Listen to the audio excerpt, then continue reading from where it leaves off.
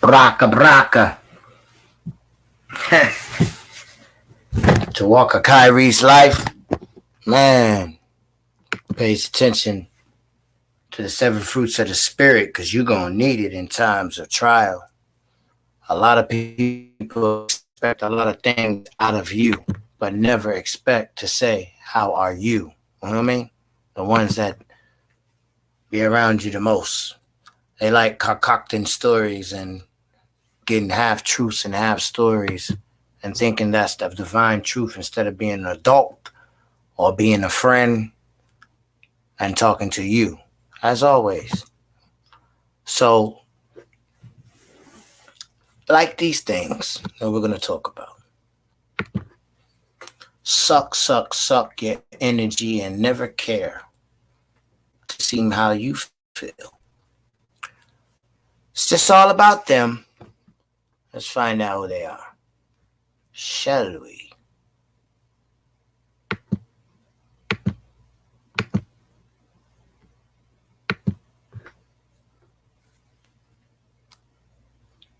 Ancient sources that claim Apollo is the father of Horus.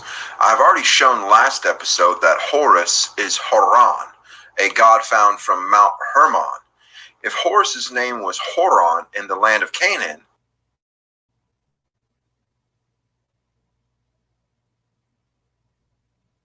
Apollo's name was Resheph, the Phoenician Canaanite god of war and plague, just like Apollo, the god of war and plague.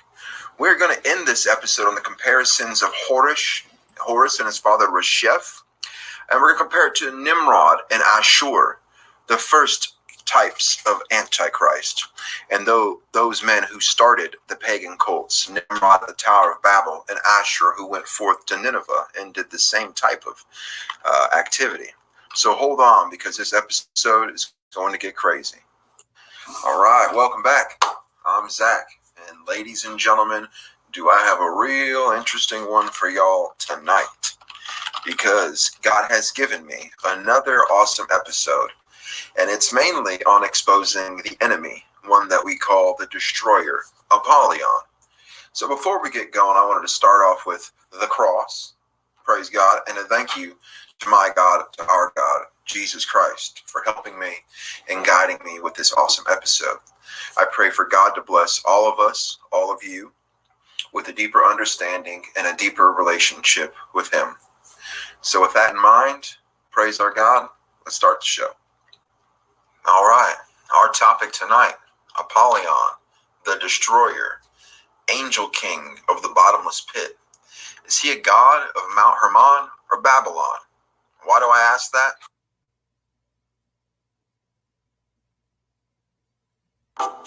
These mushrooms make you feel better, like a lot better.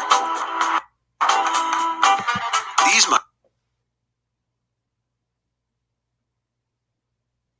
Why do I ask that?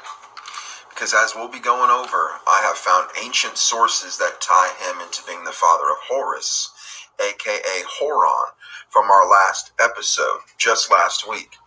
So if that is the case, that means that we and I have a ton of new information to identify this angel king who will rise from the bottomless pit. How will we identify him?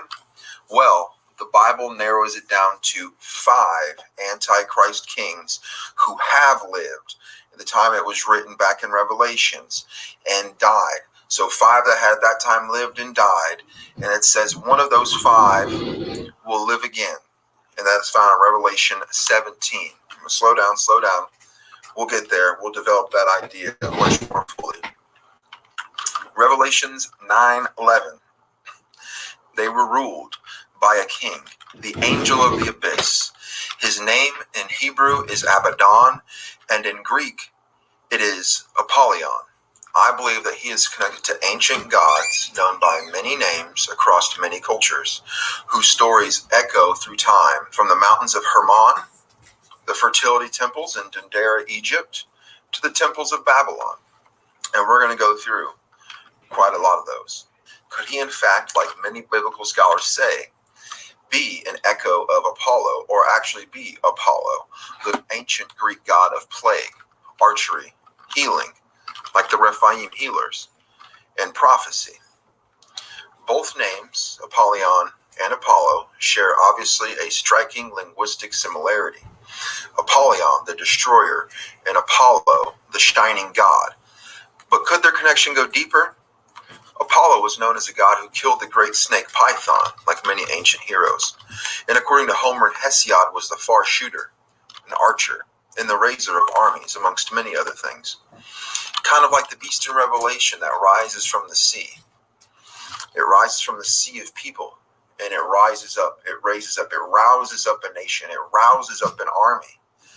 But Apollo's wrath was feared just as much as his blessings were sought back in those days. And even in these days, if you see what's going on behind the scenes, they're looking to the serpent to get what they want out of life, right? Reminds you of that famous rap star that we're seeing right now. We'll do a video on him later because he's tied into Balaam. Just think of what Balaam did. That's the same process we're seeing today. So back to the question.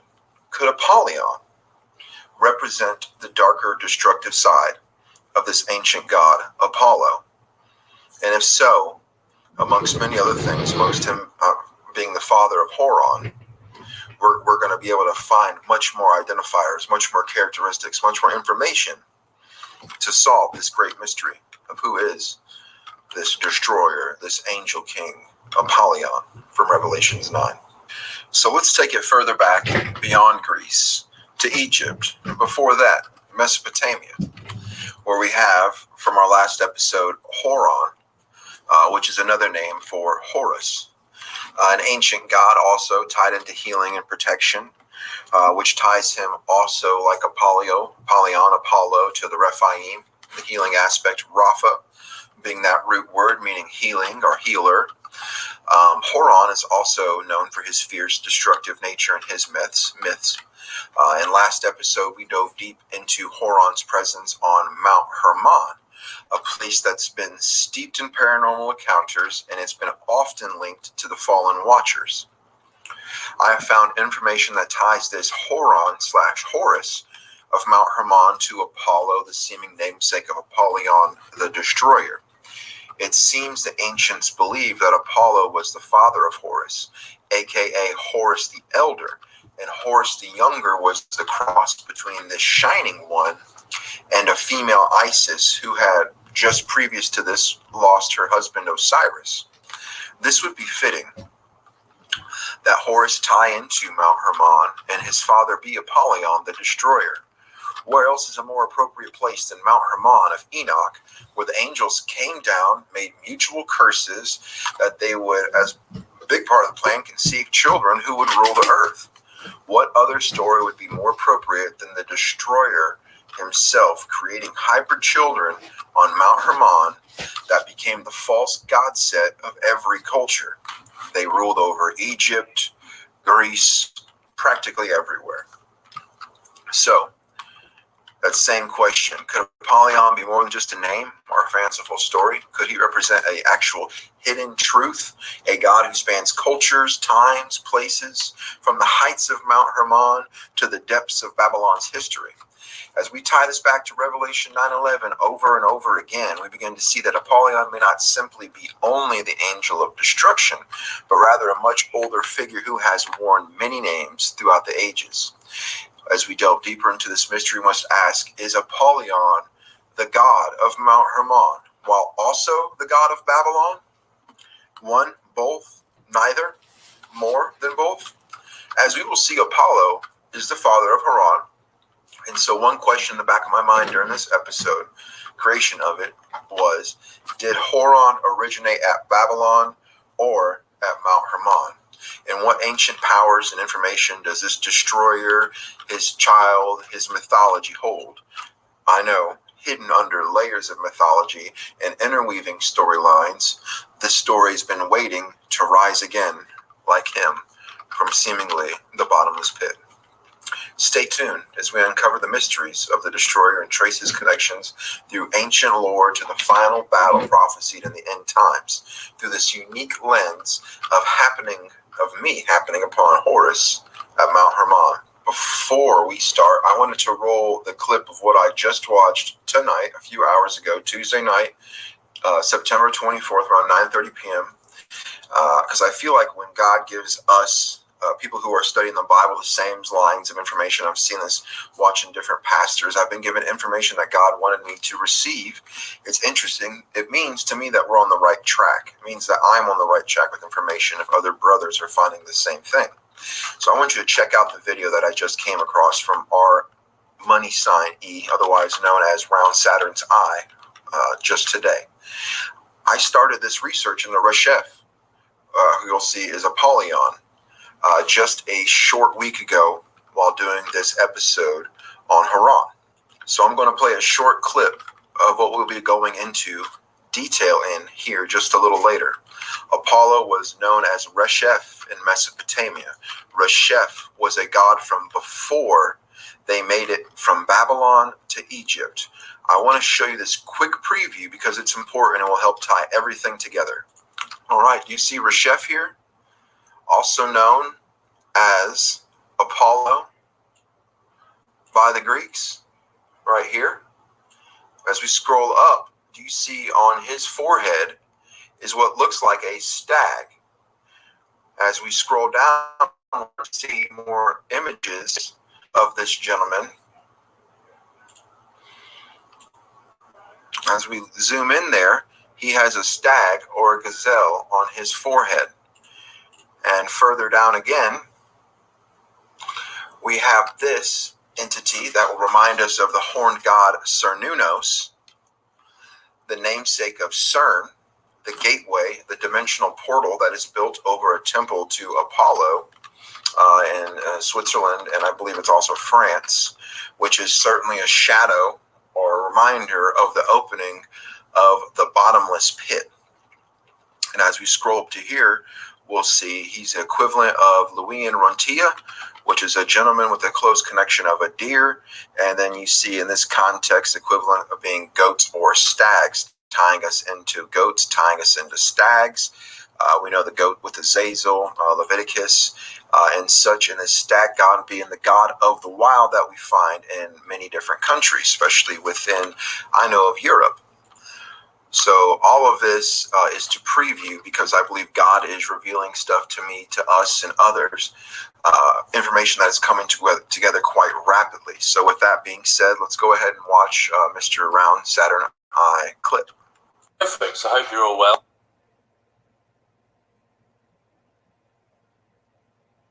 At City, we know some days are scarier than others.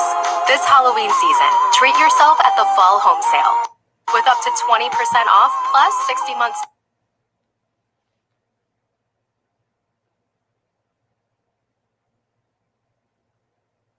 Hey folks, I hope you're all well. In this video, we're going to see a clearer picture of the agenda of Babylon. In a few moments, I'm going to show you a TV commercial that was released by Glenn Fiddich. And this commercial shows us a clear picture of the humanistic self-elevation, the philosophy that underpins the rise of the Antichrist.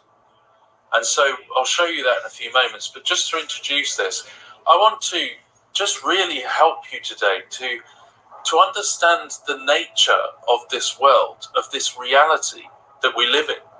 Folks, we are in a spiritual battle, and I don't think sometimes we always realize the extent of that. I mean, the Bible tells us that our battle is not against flesh and blood. It's against principalities and powers in high places. And that is truly what we're facing.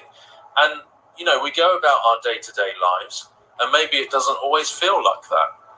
But I tell you, we are surrounded by souls. We are surrounded by eternal souls. If you're a Christian, you are a fisher of men. And that is who Jesus is. He comes to save and rescue souls. But there's also another one. There's also the devil. He comes and is hunting.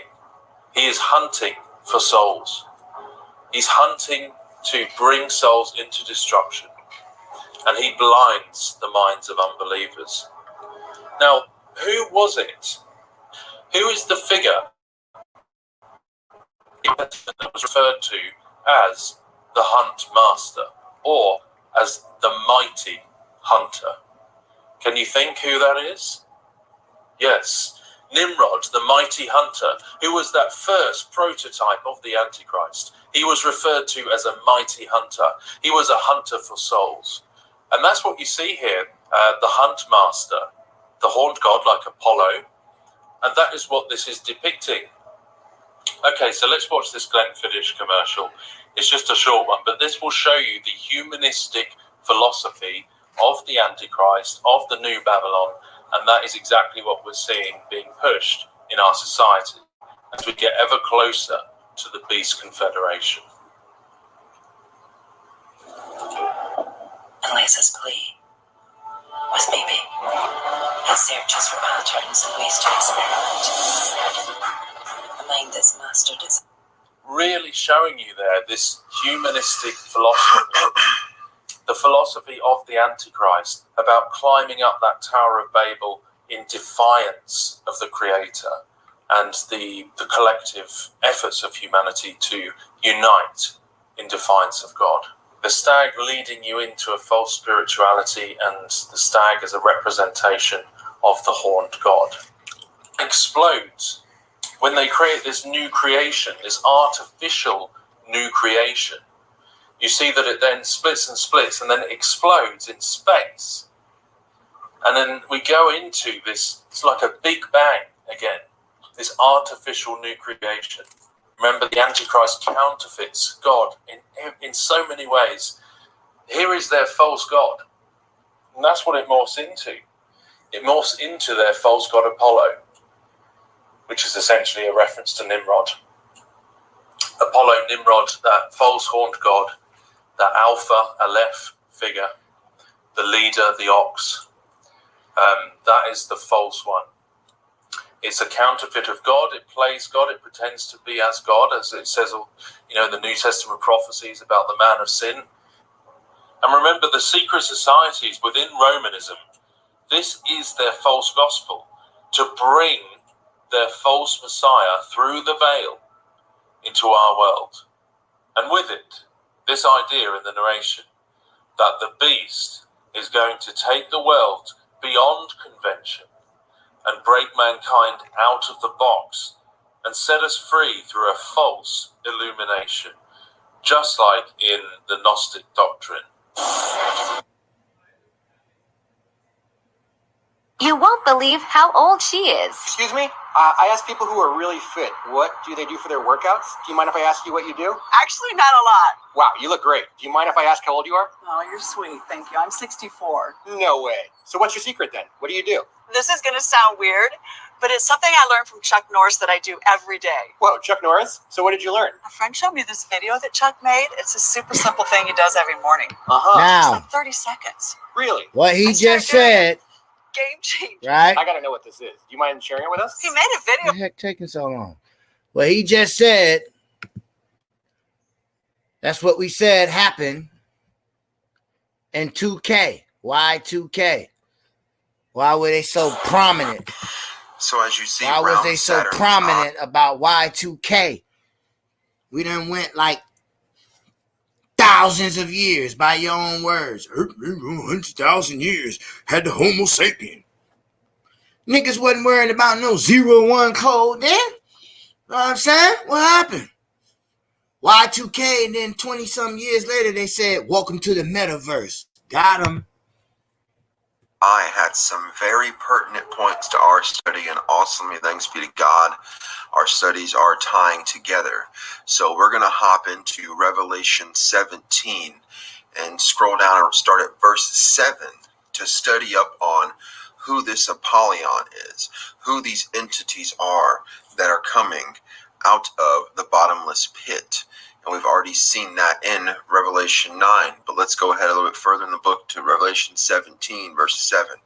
And the angel said unto me, wherefore did thou marvel? I will tell thee the mystery of the woman and of the beast that carries her, which has the 7 heads and 10 horns. The beast that thou saw was and is not, and shall ascend out of the bottomless pit and go into perdition. And they that dwell on the earth shall wonder, whose names were not written in the book of life from the foundation of the world, when they behold the beast that was and is not, and yet is. And here is the mind which has wisdom. The 7 heads are 7 mountains on which the woman sits, and there are 7 kings. 5 are fallen, 1 is, and the other is not yet come. And when he cometh, he must continue a short space. And the beast that was and is not, even he is the 8th, and is of the 7, and goeth into perdition. And the 10 horns which thou saw are 10 kings, which have received no kingdom as of yet, but receive power as kings 1 hour with the beast. These have one mind, and shall give their power and strength unto the beast. So here we have some of our qualifiers that we need. The beast king must have already lived and reigned as an antichrist figure upon the earth, based upon he was, he is not, yet he will live again, ascending out of the bottomless pit. And who was this first antichrist post-flood? If you watched Rob Skiba, read Genesis 10, or paid attention to that Round Saturn's Eye clip, we will know that Nimrod himself was the first antichrist post-flood. And that directly after Nimrod and the fall of the Tower of Babel, Ashur went forth in the pattern in the blasphemy of Nimrod and created the city Nineveh. He created a name for himself as the little g god, Ashur. Here we can see him in his little sun disk flying over the tree of knowledge of good and evil. Here he's being worshipped by men. And here he's being worshipped by Nephilim, or are they angels? Cute little birds. Why do I mention Nimrod and Ashur? In a study of Horus and his father Resheph, aka Apollyon, because they started off as gods beyond Egypt, before Egypt. They are more recognized in Cyprus, in Mesopotamia, and Sumer. And if the Bible is true, this means that Apollo and Horus became gods sometime around the end of the Tower of Babylon, which is highly important because once again, the Bible reveals a chilling truth. The final Antichrist and his false prophet are not random figures, but ancient rulers, Antichrist kings, who once walked the earth in ages past. They are kings who ruled with power, deception, darkness. But here's the terrifying twist. One of them will rise again to rule over them all in the last days. Who are these kings, and how is it possible that one of them will return from the shadows of history to dominate the world once more? The prophecy in the Bible is crystal clear. These aren't new players in the cosmic war between good and evil. They are figures from long ago, waiting for their moment to reemerge, more powerful and terrifying than ever before. Could it be that that final Antichrist has already ruled, tasted power, and vanished, only to reappear at the end of time? And when he does, will he be crowned as king over all the kings of darkness? The Bible does limit the scope of this end times ruler. He's not some new threat, but he is a dark and ancient force that has already been known. His return will signal the final showdown as he and the false prophet usher in an age of deception, chaos, and ultimately destruction. The question remains, which ancient king will rise again, and will the world be ready to face him? And it's my understanding that Apollyon might be the false prophet and the beast king be this gentleman to clear that up.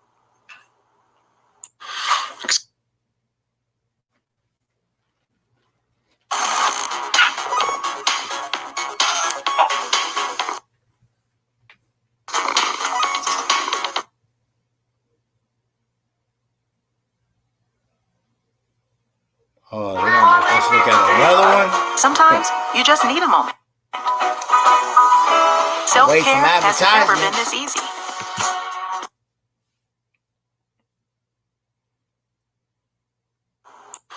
Excuse me for recapping, but this information is highly valuable, highly important, and it's new to me, and I know that by doing it over and over again and looking at it from different ways, it's going to help lock this into our brains, so please bear with me.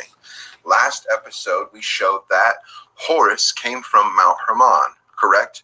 Which matches with fallen false religion starting in Babylon, moving to Nineveh with Ashur, and then down to Egypt and beyond after the Tower of Babel. When we add that his father was Resheph, aka Apollo, it further shows that these gods started outside of Egypt, somewhere at least towards Canaan and most likely towards Sumer and Babylon. As Resheph is clearly attested, as we said many times, Cyprus, Mesopotamia, Sumer, many other places before Egypt. So based on the Bible, I know I can get closer to the truth by figuring out who these gods were that entered Egypt and Canaan, and then find those connections to the Bible. So let's start with our first possibility for Antichrist, Mr. Nimrod himself. And so Nimrod is the son of Cush, who is the son of Ham. Okay, so Cush, the son of Ham, the son of Noah. And we'll start at verse 8. And Cush begat Nimrod. He began to be a mighty one in the earth. He was a mighty hunter before the Lord, wherefore it is said, even as Nimrod, the mighty hunter before the Lord. And the beginning of his kingdom was Babel, the Tower of Babylon, and Uruk, and Akkad, and Calneh, and the land of Shinar, where the tower was. Out of that land went forth Ashur, and builded Nineveh, and the city Rehoboth and Calah, and Rezin between Nineveh and Calah. The same is a great city. And so what we're seeing here is Nimrod built his blasphemous tower, the Tower of Babel, right? And then God came down, he judged the tower. Something also seemed to happen to Nimrod at about this time. And then out of that land went forth Ashur. And strangely, it's the only gentleman that I've noticed is outside of his birth line. So we're talking about the sons of Ham. Mr. Ashur is a son of Shem, right? And Shem had Arphaxad, who leads us down to Abraham. Elam would be, Elamites would be our Persians, our Iranian friends. And so what we're seeing here is the patterns and identifiers for our first Antichrist and our second Antichrist, from Babylon and then Assyria, respectively. So let's dive into connecting these characters with Mount Hermon, with its district Horon, which is another name for Horus. Let's go. So let's start off with where we left off last episode, Horon, and then see where God leads us. And we'll look at how I found this gentleman, Resheph. If you remember our last episode, I brought forth evidence that Horus was possibly originally from Mount Hermon before migrating to Egypt, making him a child of El or Baal, which matches up with tonight's study showing that Horus is a child of Resheph, aka Apollo, Apollo being a son of Zeus, and we know that Zeus matches up with either Baal or El. This connection was originally brought forth through the name of Horon, which connects etymologically to the Horon. Okay, metaphysically, let's make sense. Zeus, Apollo, Jupiter. El, Sutan, Sut, Set, Saturn. Set, urn, the urn of Set. The story goes, Osiris, he made a tomb for. An urn is a tomb. And it only fit him. And if you know the story, then it makes sense. But these are talking about metaphysically in our world, Neptune, Uranus, Jupiter, Saturn, Mars, Apollo, Mars, Zeus, Jupiter. Your kids play Xbox, Apollo Wars, Apollo Creed, Warrior, Nimrod, Mercury, Alchemy, Caduceus, Hermes. See how that goes? Venus, Ishtar, Isis. One come down for love, same as the Christ story. See? But everybody before Kyrese, before me, were robber and thieves. Let that marinate. Region of Mount Hermon, which was also connected to Horus and connected to the Sphinx of Giza. If you have not watched last week's episode titled Esau and the Mystery of Horon, I highly suggest you watch it. This is a quick review of Horon before we get to Apollyon, aka Resheph, in more detail. So as we click here, here is the Horon region containing Mount Hermon. Funny enough, when you look at it, you'll see, as we showed last episode, here's our Mount Hermon. Here's the Har district, and there's a lot of other ties I can't get into. Funny enough, these gentlemen right here are the ones who are running the show, and they have the star that you would see people in lodges, as you would call it, masonry. They hold secretive beliefs that are the current. You see, they hold the faith secrets. They're not permitted to marry or talk about it. Okay, and those are the people who are running the Mount of the Fallen Angels. But let's take it back to Haran and his fallen angel daddy. In Egyptian context, Haran can be associated with Harmachis, which is right there, Horus. The modern spelling of this theonym is a Hellenized form of Harem Makid, right? Horim, like the Horims, the Horites, which means Horus in the horizon. This god was associated with the Great Sphinx of Giza, referred to with his name from the period of the New Kingdom on. The name of Haran himself could also be used as a designation for this monument. So let's go ahead and right click on this Harmachis.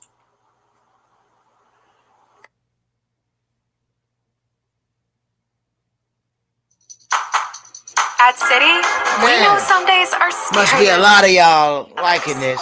So we a lot of designed furniture interruptions. that can survive alien attack. I'm not even talking much. Dinner.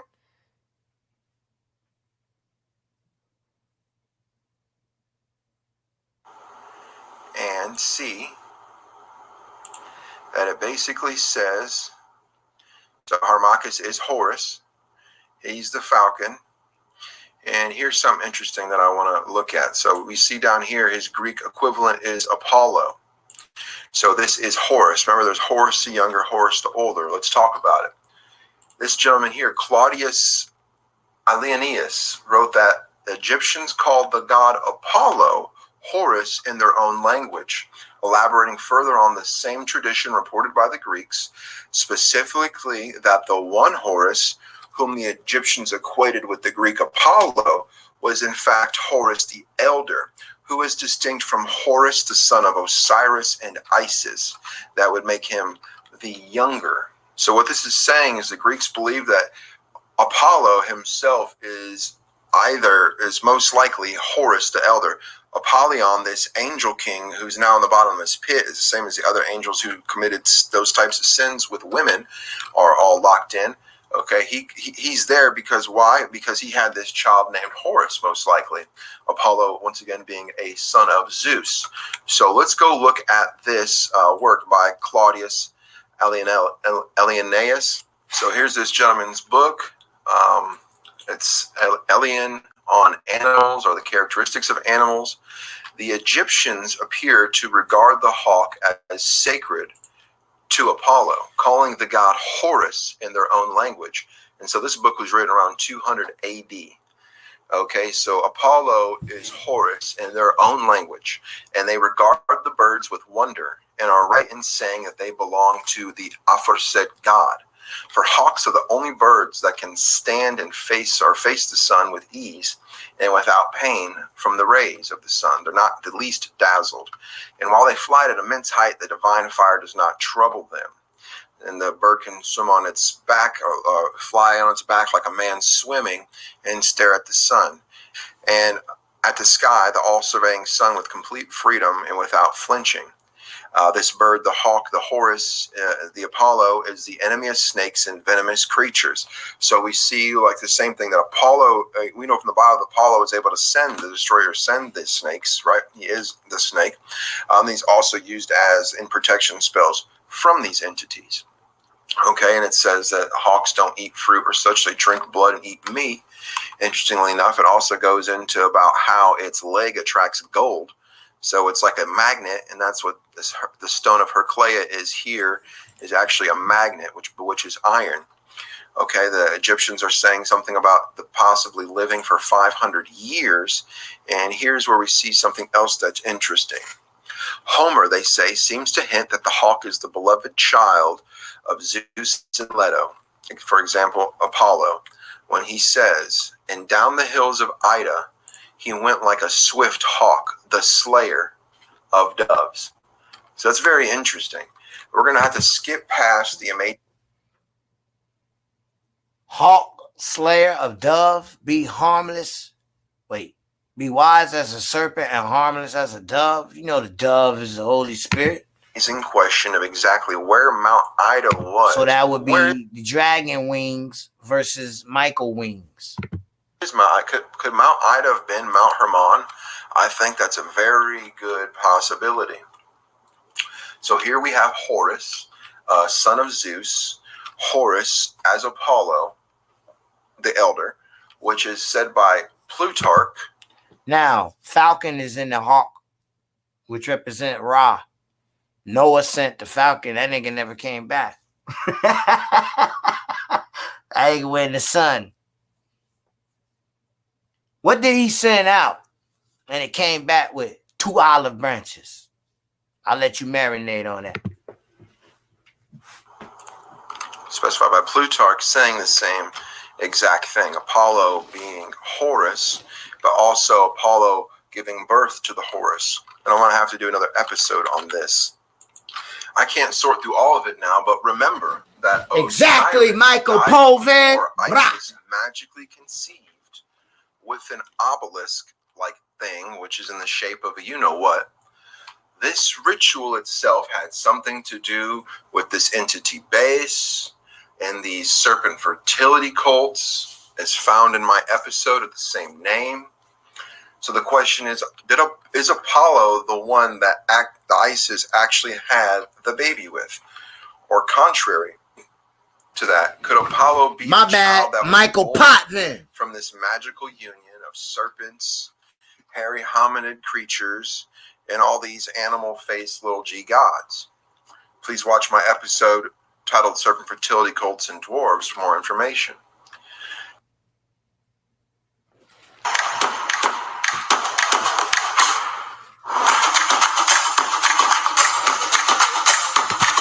We're not mad. We just gonna carry on. So as we look at equivalence over here on the right side, and we did go over about how it points to Apollo, we scroll down.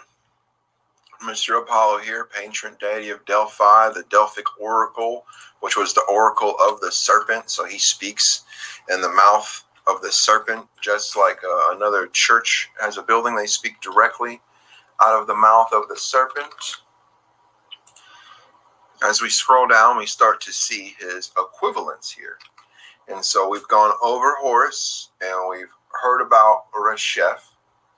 And where's Resheph from? Phoenician. Oh, it got serious real quick, why are we didn't gonna it? look at that one? Because our guy Horon seemingly came from there, the land in and near Mount Hermon. So let's see what other connections that we have there. Let's look at this gentleman's image. And as we come to Resheph, we look again and see once again he has that stag on his forehead. And we scroll down and see once again that gazelle type entity. Remember, he's known as the stag guy, the goat guy. Okay, and we'll go to this one that we skipped. Open that in a new tab.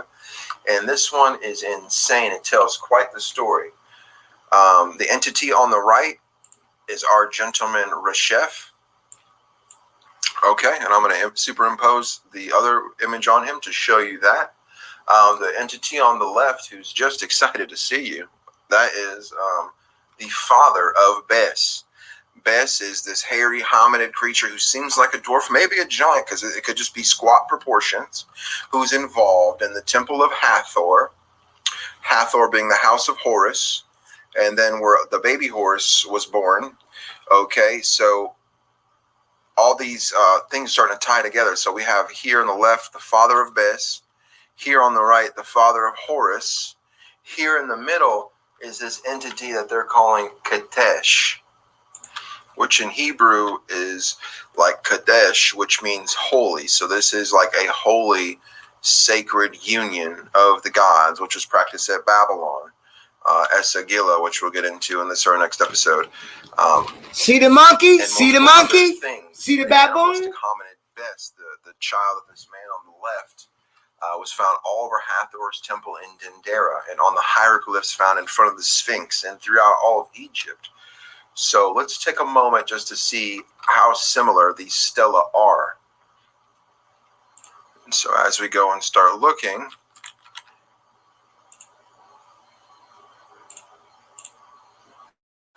we can start to see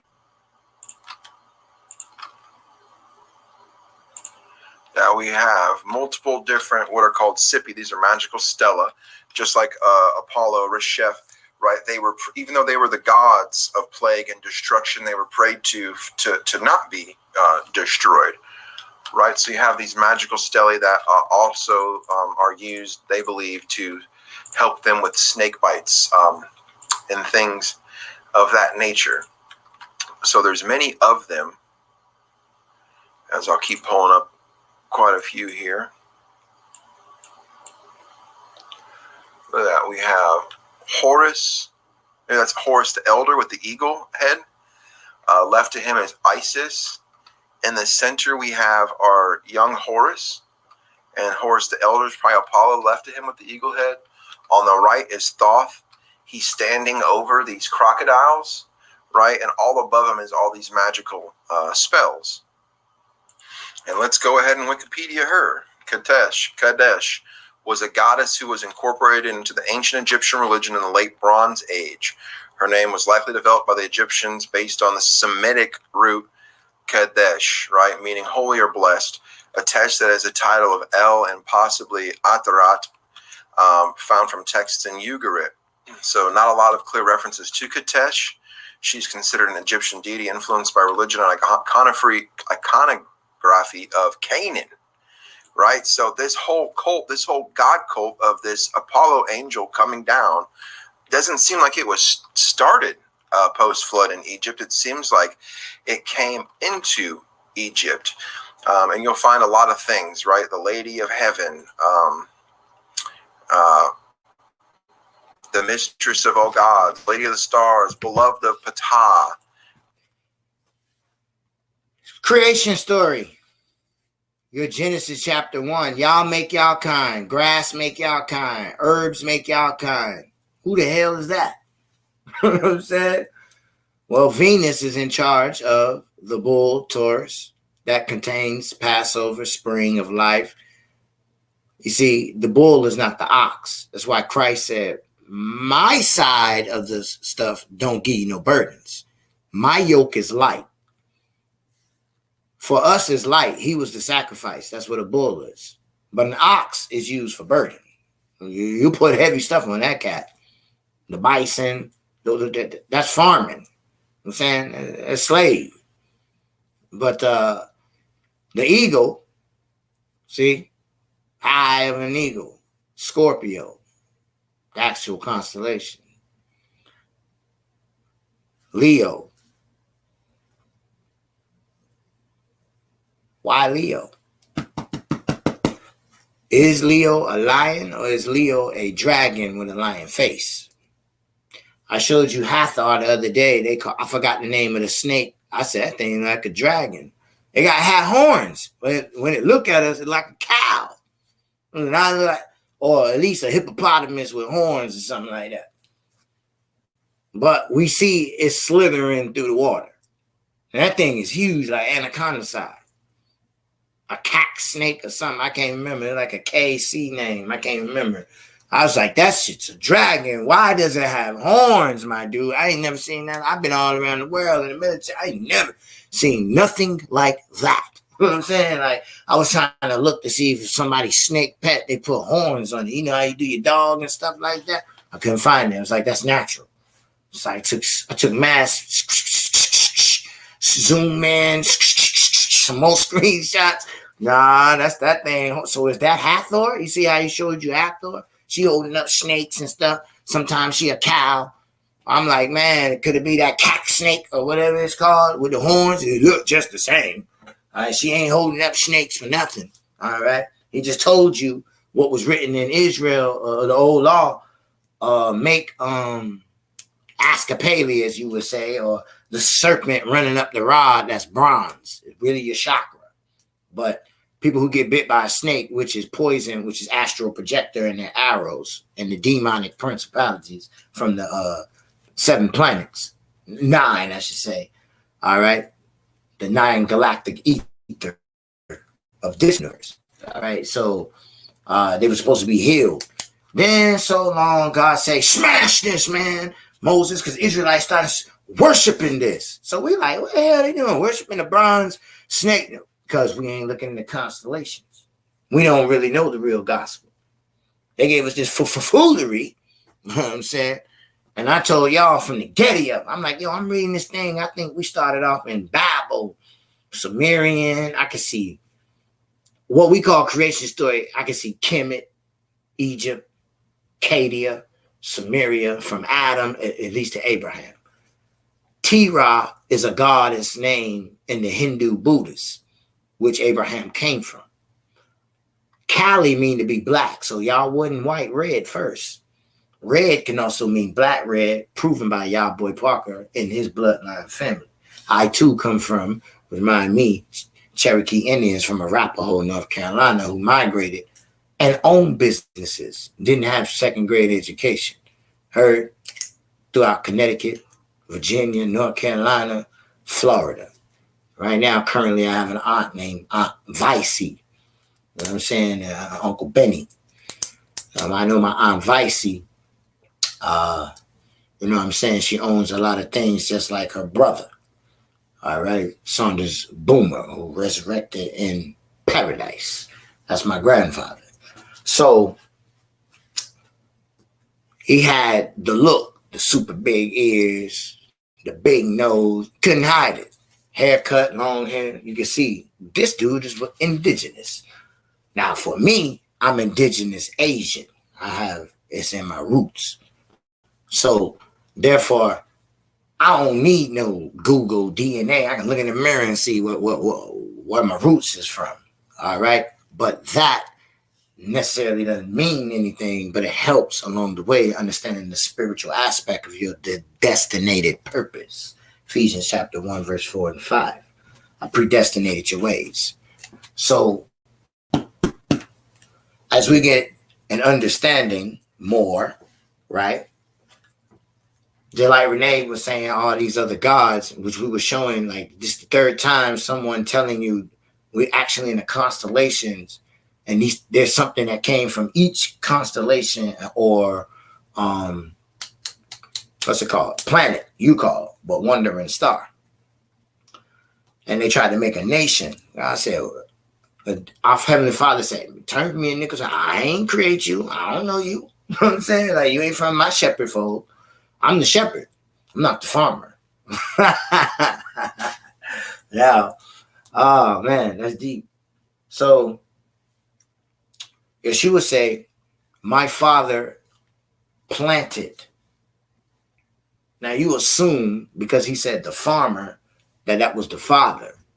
Like the judge give you the death sentence, but he ain't the one who killed you. The executioner is. But he get blamed for it. But it was the 12 jury that slipped him the note, and he just reading it, and you mad at the mailman. And he didn't even give you your sentence. You know what I'm saying? So he's saying 12 is the zodiac signs. That's the jury on your soul judgment day. Oh, yeah. And them 7 wandering stars. Yes, sir. You better believe they going to holler and accuse like never before when you step out that body. But you know who can only save you? If you was worthy, the breath go right back to the spirit that gave it, correct? So therefore, if it tells you that, then that means before you even existed, you was already circulating, recycling inside of that breath until your designated time. All right. And then you came out like a comet, which is the same equate to a semen in a man. And that comment your father and your mother looked at, whether they understood or not. I know I saw my daughter, told my wife, and it came to pass. I don't star study. I just saw something, asked God, what the hell was that about? I said, out pops my daughter. And so that's how I know what I'm talking about. So you got to fall from a state.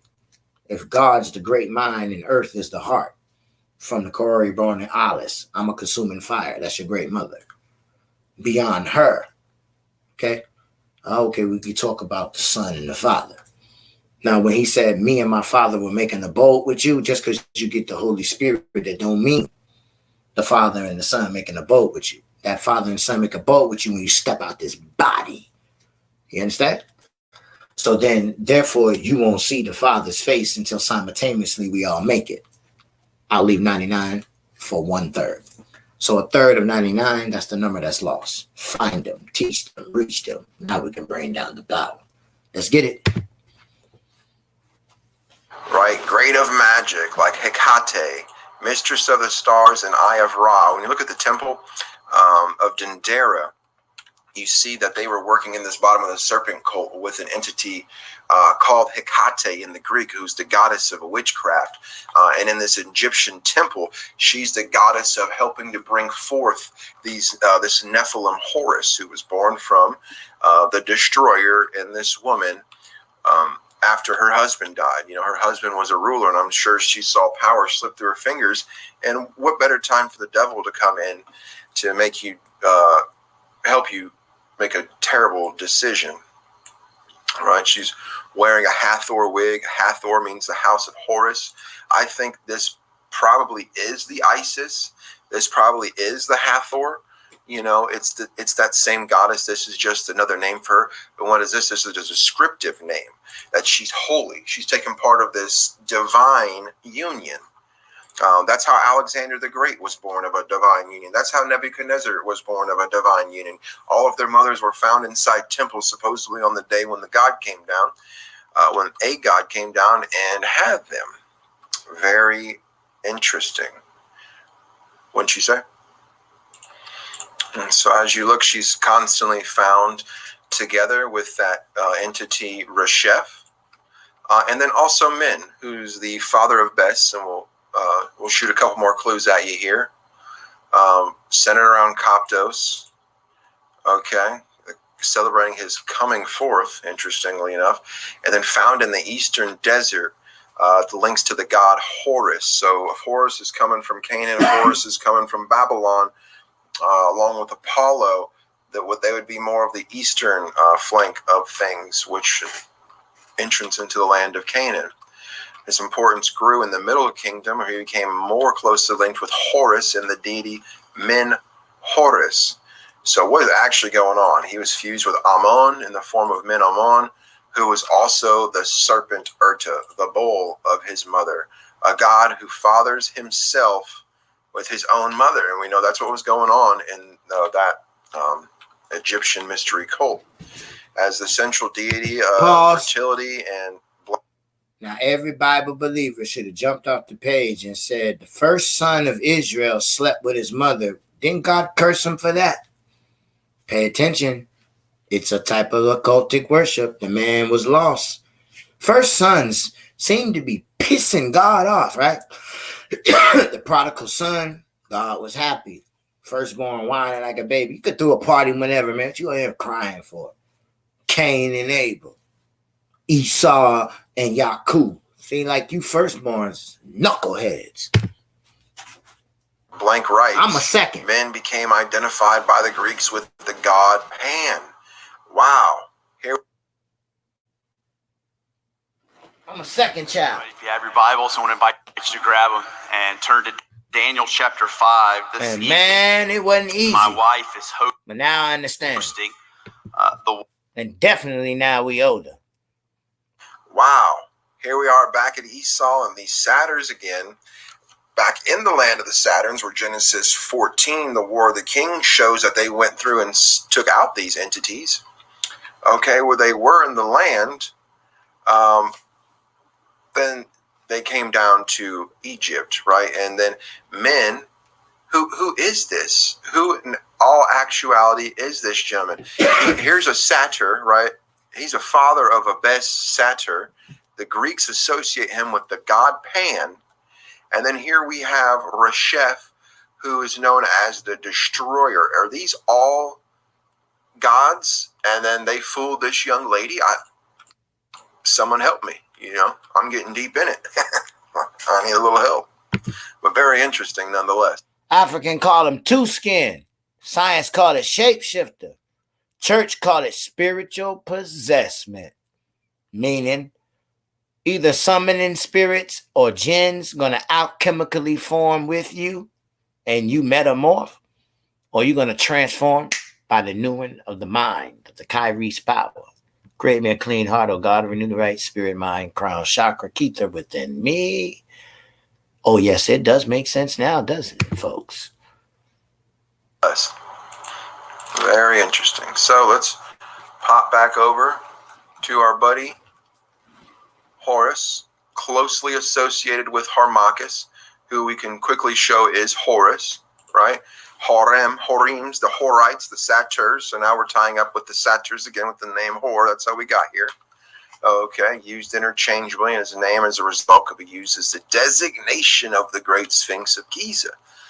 So we can go ahead and take away all the theories of Graham Hancock and such being 12,000 years, because obviously these entities have the ability to move their own water. If you can build such a beautiful thing as this right here, you could also move water into this Sphinx enclosure. We don't have to go back 12,000 years. Why is the Great Sphinx of Giza? He's named after a fallen angel. I don't think a fallen angel child story lasted since 12,000 BC, 10,000, whatever they want to say. It was most likely this period of this side of the flood, maybe based upon a story from the previous side of the other side of the flood, right?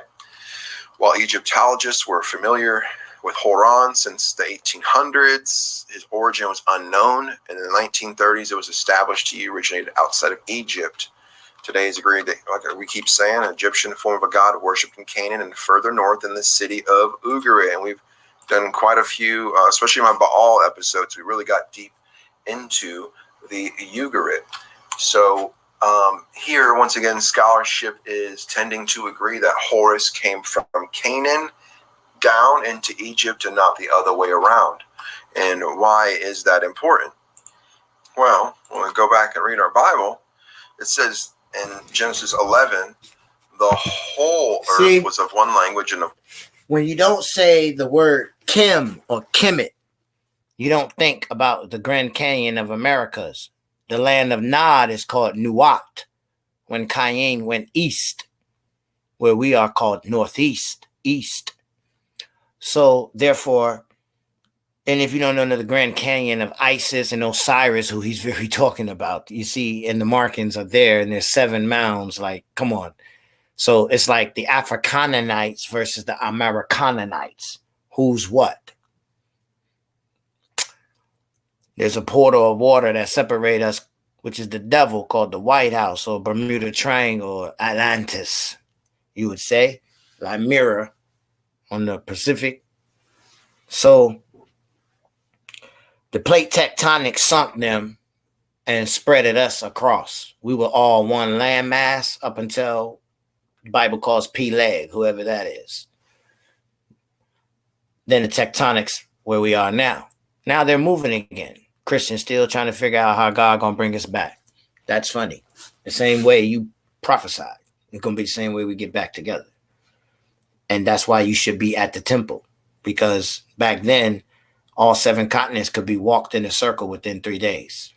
Checkmate. So when we understand the depths of where we are today, the beginning no different than the end no different than the beginning. When we see how what science calls evolution, some of you, yes, most, not children of the Most High, evolution shit.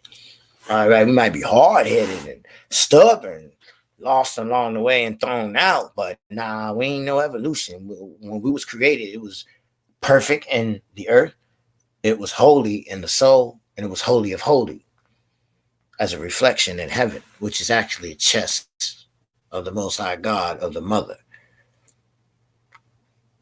The heart of a man is not his stomach, it's his wife. So when a man look at a woman, it's not even, she don't have to say nothing. It's the very first time. I'm a man. And you've heard my wife. He told me from day one, it was me. She been away 7 years. And I was like Jacob. So for me to understand, I was like, wow, you didn't read the Bible. You said 7 years. You know, you just applied me to Jacob.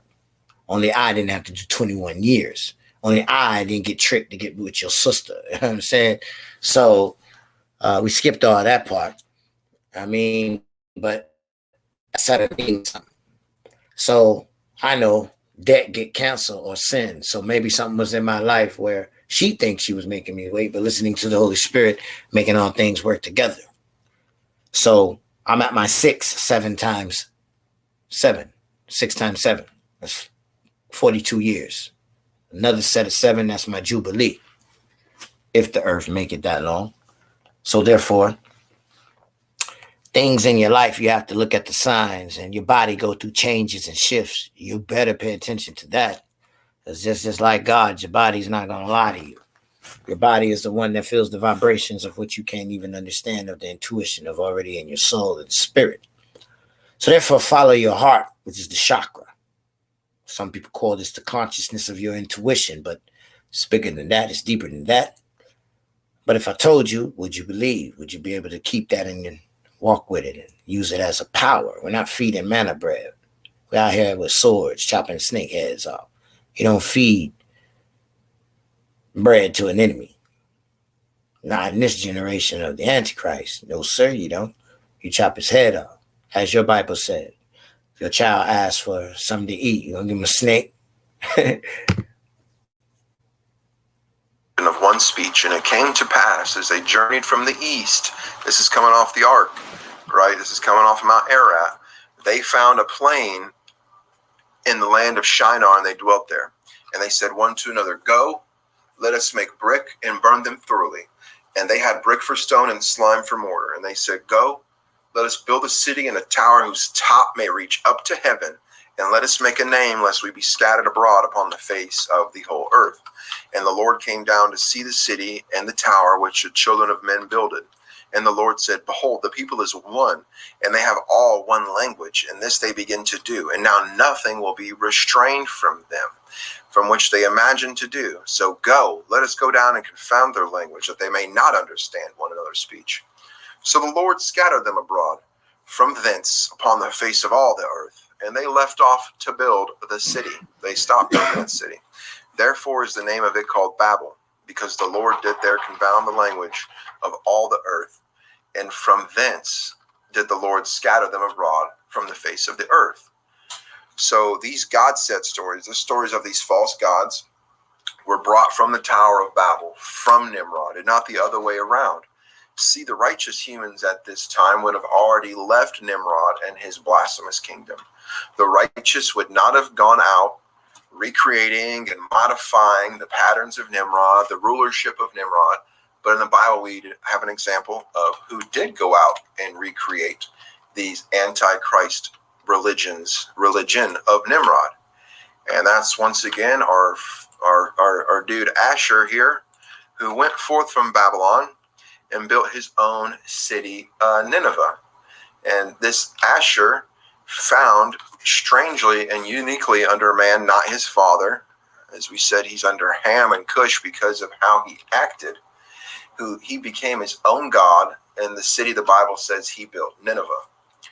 We find in Nineveh the little g god named Ashur on flying discs in the mythology and such. If biblical Ashur is indeed the son of Shem, we should see his interaction with the false deity Nimrod in other places. It should be in the pattern of Ashur copying Nimrod. As the Bible states, Ashur went forth from Shinar, Babylon, and created Nineveh. And I believe this is found in Ashur versus Marduk. Remember, we started off with the evidence with a god named Horus, being born to an entity named Apollo. To highlight our connections to Horon and his father, Apollo. The connection of Jonah's story going to Nineveh, also you see the Agigi and the Anunnakian, the Dagon, the fish god. We'll talk about a whale swallowed this cat. Really? Come on, man. Stop it, bro. The Leviathans. Half man. Apollo being Resheph from Babylon, and then being found in Egypt in that order. Started from Babylon, Canaan, and then to Egypt. We will start and check out this awesome article. and we are going to find it in JSTOR, The Relation of Marduk, Ashur, and Osiris by Sidney Smith, written in 1922. And this is a very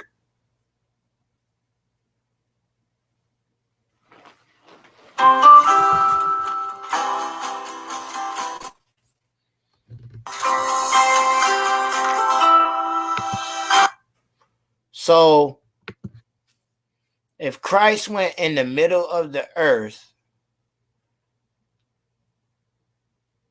then what's the big fish? The gatekeeper of hell. And this is a very exciting article written over 100 years ago, which I think us Bible students are still working on. So very awesome stuff. Let's look at it.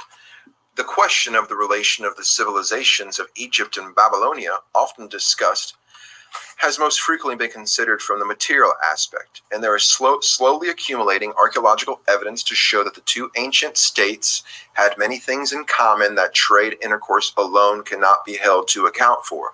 On this strictly archaeological argument, various authorities are likely to base varying interpretations. So during the war, a quantity of most important religious texts has been published by Dr. Ebeling, and from those texts, certain facts have come to light which necessitate an entirely new view of the two great gods of the Euphrates and Tigris valleys, Marduk and Ashur, right? So we know Ashur made his name his own god, and then so he was up against Nimrod. Could Marduk be Nimrod? Let's go on. It will be seen that certain inferences are possible which have an important bearing on the question of the origins of civilization, nothing less than bearing on the origins of civilization. So these texts have supplied new information about the mythology dealing with Marduk and Ashur and are of two kinds.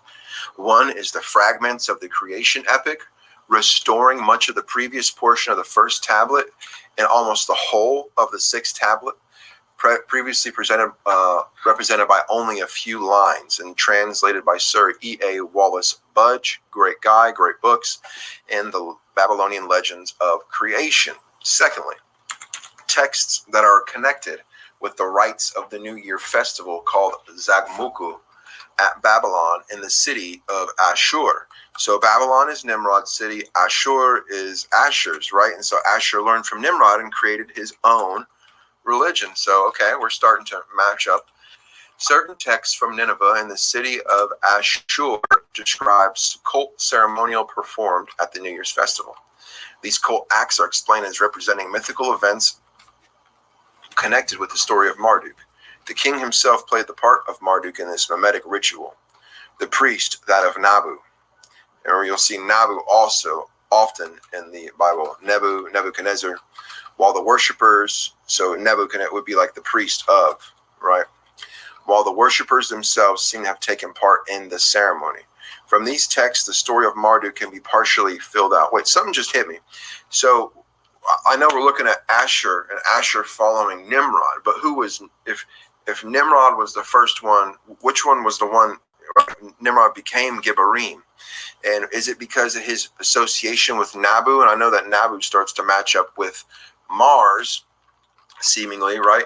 And that Mars ties in with Apollyon, the destroyer, the god of war.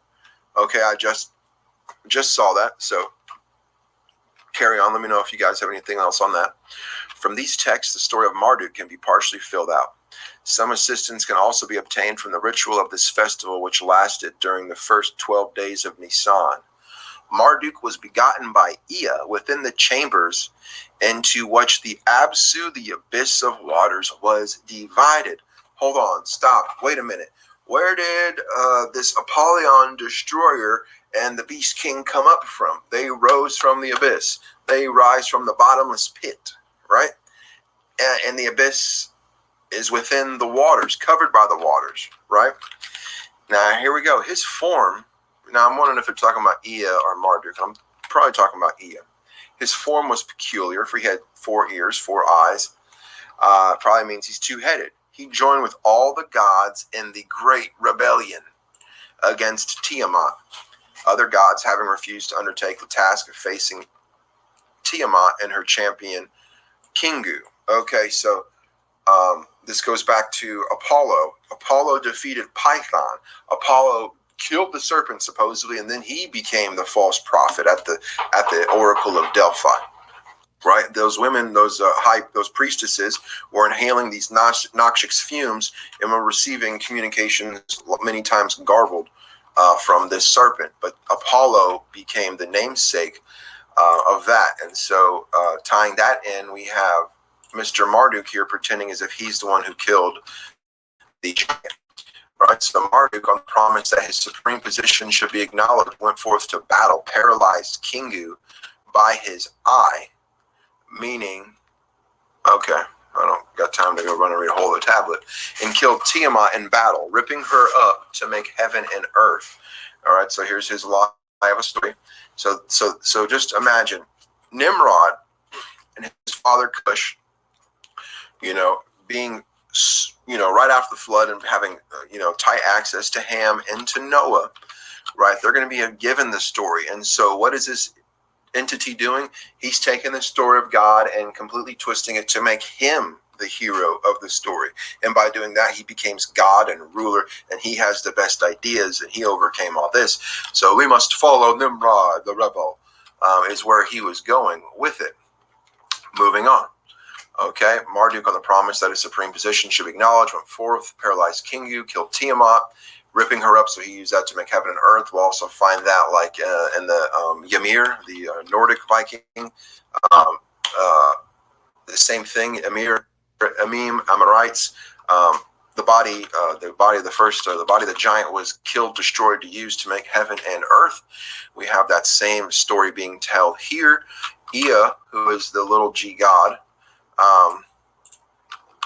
in order to make the ways of the gods twofold. All right, so now he's making them two-faced. So this is the symbological meaning behind what's happening, is they're becoming two-faced, like all the celebrities that we see nowadays. They're so pretty, they're your idol, but behind closed doors, they're actual, literally demons sacrificing to demons.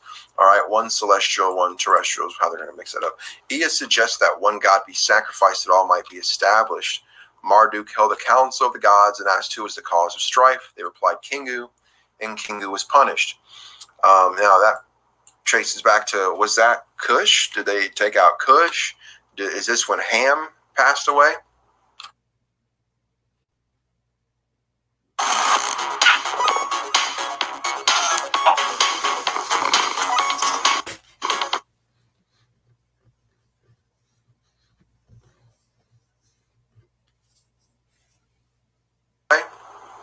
Very, very possible. The gods asked Marduk what gift they could make him, and he decided on the building of Babylon. Okay, now we're starting to tie into Nimrod for sure.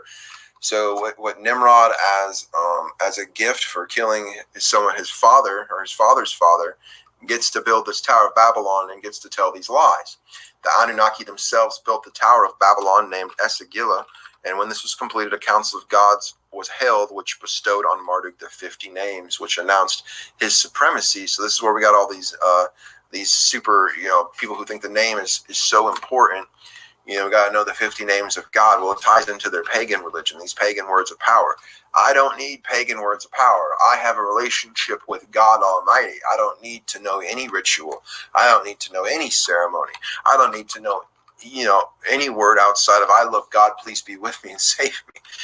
But, in order for them to get filthy things, filthy power, these are the things that they do.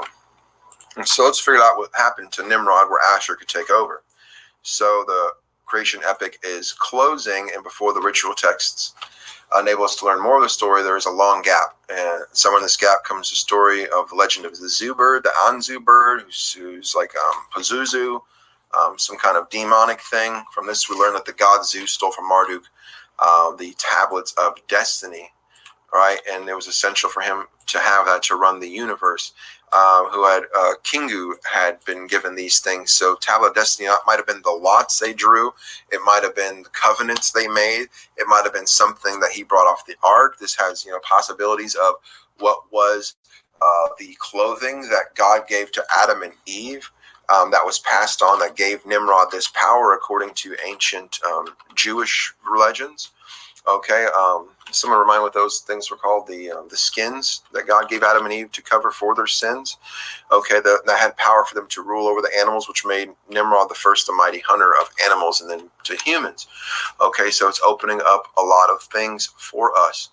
Okay, and maybe the loss of the tablets led to the fall of Marduk, for the ritual text opens up with Bel. Okay, Baal. Okay, is Nimrod. Interesting. It ends up with him imprisoned in the mountain, right? And that's exactly what God said he did to Zazel for his sins. That is the grave, or Sheol, the underworld, Leviticus 16. Okay, God has them take the goat out on the Day of Atonement and chuck it off a cliff, and goes and it smashes into the rocks, representative of the fallen angels being buried by mountains of cold, dark, sharp rocks. Okay, and the same punishment happened to Mr. Nimrod for playing around with the destroyer. So let's read about that same type of punishment in Ezekiel 31.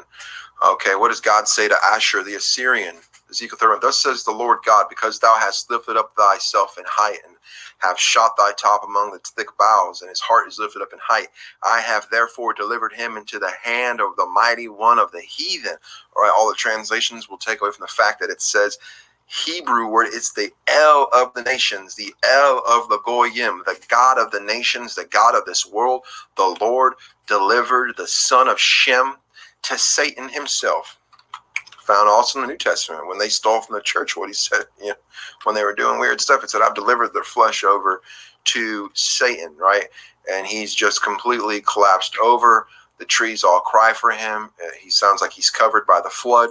Ryan Peterson, and other awesome author, did a great book that really contained a lot of this, showing that this could be a shadow, a portrayal of what happened before the flood. This great Nephilim who died, that the waters came and they wept for him, and that he was sealed, and the day it stopped raining was the day that this giant, his life was ended. He was taken down into the deep, just like our good friend Nimrod, right? Just like our good friend Nimrod, brought down to the grave, covered by the mountains. Genesis chapter 10, 5. The heathen, or maybe Gentile, was called Japheth. Japheth owned majority of islands. And Shem and Japheth would team up against Ham, who later became Avraham. Of Sheol. So back to this text. A message was sent out asking for someone to bring Marduk out. Nabu came from Borsippa to save his father. Interesting. And maybe that's our guy. Maybe Nabu is this son of Apollyon. We haven't exactly figured out if it's Nimrod because Cush did something blasphemous, or Nimrod because he did something blasphemous, or Nimrod because he had this ritual that made his child part of an angelic lineage. That's the answer I'm searching for, ultimately. So here we have an interesting name. They're looking for people to dig them out of this mountain, Nabu and Beltis. What is the strongest force on the planet? You might be thinking it's love or maybe energy, but no, it's actually sound. I see. Incest, like Reuben did. Incest. That's wizardry. Finally, Anshar how they get their power. To capture the Zuber, captured him. And then the gods bored through the door of the prison. So that means they bored down into the underworld to release him, which does that tie in today? Is that what's going to happen? Because we do have what's called Cernunnos, what's the horn god all over it, which if it's a true actual super magnet, I mean, if you can supercharge that, you're going to rip anything that's metal out of the way, because electricity perpendicular to electrical wave is the magnetic wave. So electricity is magnetism, and that is a strong force to be able to move mountains if you have enough energy. So it could be the new way for them to bore through the door and get out the Antichrist himself, because he's been initiating people into his mystery cults, his mystery religion, right? All of this is adding up. Here we found Mr. Nimrod. Okay, this gentleman, if you want to pause and read it, seems to think that Ashur and Marduk are the same, which is fine. I'm sticking to my hypothesis, though. But he puts out some very, very interesting stuff. He says, believes that Ashur is a cedar tree. Okay, so the Bible talks about cedars of Lebanon and the oaks of Bashan, those being representatives for what seems like Nephilim, or at least highly rebellious humans. And angels, the bulls of Bashan, were found at the crucifixion of Jesus Christ. When you see in Psalms 22, that was preached by David 1,000 years before Christ. Okay, and let's look at these other very interesting things. Okay, E.A. Wallace Budge has pointed out to me a curious feature of the symbols of Osiris. Here we are back again. The Jed, below the outspreading top of the cedar, may represent the spreading, sweeping branches of a conifer. They're generally 4 bands. What do these bands represent? It is very tempting to see in them the same metal bands that are around the tree with which Ashur is connected. Perhaps it was this very feature that the Osiris myth attempted to explain by the story of a tree growing around the chest which held the body of Osiris. Should this comparison be accepted, it seems impossible for the present writer not to believe that Ashur and Osiris, whose cult objects are similar as well as their myths, have a common origin. If that's the case, then it wouldn't, correct me if I'm wrong, but wouldn't that mean that Nimrod was more of the sense of Osiris, as he was the first one to die? And even the Bible, the Bible doesn't say that, but Ashur went forth. He couldn't went forth in power building Nineveh if Nimrod is right behind him in a city, less than 100 miles away, in my opinion. Correct me if I'm wrong. Which I'm going to touch on this, and then I'll go to the next section. Now, if the Osiris myth in Egypt and the Marduk and Ashur myth in the Eastern River Valleys have a common origin, where did the myth originate? Certainly not in Babylon, and as we've seen, certainly not in Egypt. For the god who descended into the grave had quite a different story originally in Babylon. He was Tammuz. We find Tammuz in Ezekiel in the Bible. We find Tammuz associated with, we just read about Ashur the Assyrian. We find the women weeping for Tammuz in front of the temple. We find them supposed to be the leaders bowing down to the sun. And they say there's even worse abominations than that inside the actual temple, associating with this Nimrod, Osiris, Ashur connection involved at this period of time. So continuing on, Tammuz connects with the Ishtar cycle. The worshippers of Marduk and Babylons of the first dynasty are now universally acknowledged to have come from Amuru, the Amorites. This is the Nephilim, roughly speaking, Syria. So Syria is Aram, Amur. The Assyrians must also have come into the Euphrates and Tigris valleys from outside, for Sumerian remains have been found on the site of Kala Shakrat. So interestingly enough, that it's tying in all these things together. The city of Byblos played an important part in the Osiris myth. There seems to be some ground for the supposition that Syria was the true original home of Ashur Marduk, which as we go and look at,